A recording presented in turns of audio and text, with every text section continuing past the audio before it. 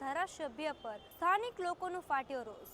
ઠક્કર બાપનગરના ભાજપના ધારાસભ્ય કંચનબેન રાંદડિયા વિરુદ્ધ સ્થાનિક લોકોએ લગાવ્યા હાય હાયના નારા। સોશિયલ મીડિયામાં વિડીયો થયો વાયરલ। નમસ્કાર, હું છું મમલ। ચાલો જોઈએ સ્થાનિક લોકો દ્વારા કરવામાં આવેલો આ વિરોધનો વિડીયો। અમારી માંગણીઓ સ્પષ્ટ છે। નાની ગટર લાઈન તાત્કાલિક બદલી ક્ષમતા પ્રમાણેની મોટી ગટર લાઈન નાખવામાં આવે અને ઠક્કરનગર રોડ ઉપર ખાડા નથી પણ ખાડા ઉપર રોડ છે તો રોડ રિપેર નહીં પરંતુ રીકન્સ્ટ્રક્શન કરી સંપૂર્ણ રોડ નવો બનાવવામાં આવે।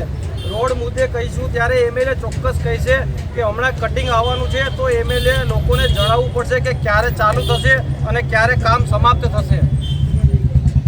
જે આપણે ઠક્કરનગર રોડ ઉપર જે પાણીની જે આપણે જે વરસાદી પાણીની નાખતા હતા તો આપણી એવી માગણી હતી કે ભાઈ અમને પહેલાં ગટરની લાઈન જે મેન છે એ મોટી અમને આપો ત્યાર પછી આની જોડાણ કરે એવી બધાની માગણી હતી પણ આજ સુધીમાં કોઈ વસ્તુ કાંઈ થઈ નથી।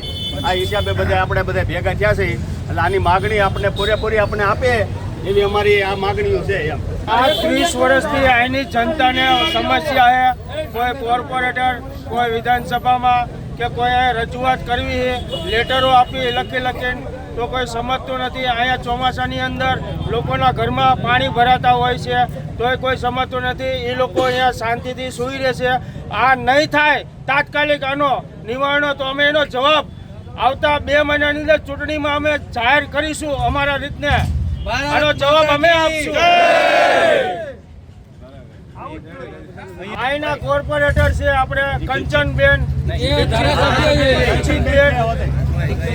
4 કોર્પોરેટર છે। અહીંની જનતાએ કોઈ હજી કોર્પોરેટર જોયા નથી અને કોઈ કોર્પોરેટર હજી આવ્યું નથી।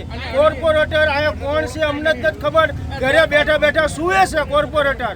અહીંની જનતાને બધા પરેશાન થાય, લોકોની કોઈ સમસ્યા સાંભળતા નથી। પબ્લિક કઈ કંટાળી ગયું છે। કોર્પોરેટરને કોઈની જરૂર નથી, એ લોકોએ એના પેટ ભરી લીધા છે એટલે કોઈ પબ્લિકનું સાંભળતું નથી। અત્યારે આનો જવાબ અમે જરૂર ચૂંટણીની અંદર આપીશું એટલે આપીશું। આનું કામ તાત્કાલિક ધોરણે ચાલુ કરવામાં આવે એવી અમારી રજૂઆત છે। કોઈ પગલાં લેવામાં નહીં આવતા। ચાલુ અહીંયા અમારે 12 મહિના ચોમાસું તમે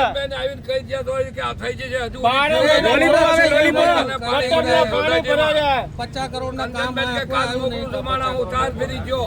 અને કંડક્ટરના ઘરવાળા ભાઈ હું જો મેં ભાઈ આવી તકલીફ કે તમે જાઓ મ્યુનિસિપાલિટી ઓફિસે હું ફોન કરું તો એમને શું લોહી પીવા રાખ્યા જાય।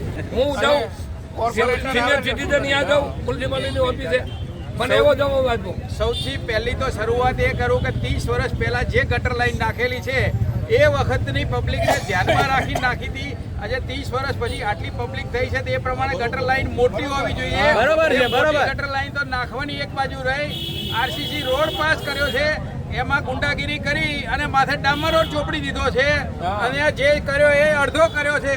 બાકી તો તમારી તેવડ નથી, કોઈ રાજકારણીઓ અહીંયા જોવા આવતા નથી તો તમે કેમ ચેક કરવા આવતા નથી? મ્યુનિસિપાલિટી ચૂંટણી આવશે ત્યારે બીજી વસ્તુ ગટર લાઈન જે ડ્રેનેજ લાઈન પાસ કરી છે તો કોર્પોરેશને ડ્રેનેજ લાઈનના પૈસા આપવાને બદલે એને ડ્રેનેજ લાઈનમાં નાખવાની જે વરસાદી પાણીની લાઈન છે એ ડ્રેનેજમાં નાખી દે છે। તો આ કોર્પોરેશનને પૈસા શેના માટે આપ્યા એ કોન્ટ્રાક્ટર પાસે જાત તપાસ કરાવો। બાકી માંડીને આ ઠક્કર નહેર સુધી કોઈ ધણી થવા તૈયાર નથી। અમે તારા કંચનબેન 25 વખત મળ્યા। કાલ મોકલું છું હજુ મોકલે જ છે એટલે લોલીપોપ આપવાનો। લોલીપોપ સમસ્યા તો રોજ કાયમ છે। તમારે જોવું હોય તો વૃંદાવન પાર્કમાં આવીને અત્યારે 24 કલાક ગમે ત્યારે ચેક કરી શકો છો। બરાબર, બધી સોસાયટીમાં એવું છે આ પરિસ્થિતિ ચાલે છે। આ વિક્રમ પાર્કમાં 6 મહિને રોડ થઈ જાય। વિક્રમ પાર્કમાં 6 મહિને રોડ થયા। ગમે તેટલો વરસાદ હોય વિક્રમ 15,000 કરોડ આયા વાપરા, ત્યાં વાપરા 2 કરોડ। બતાવો તો ખરા જનતાને તમે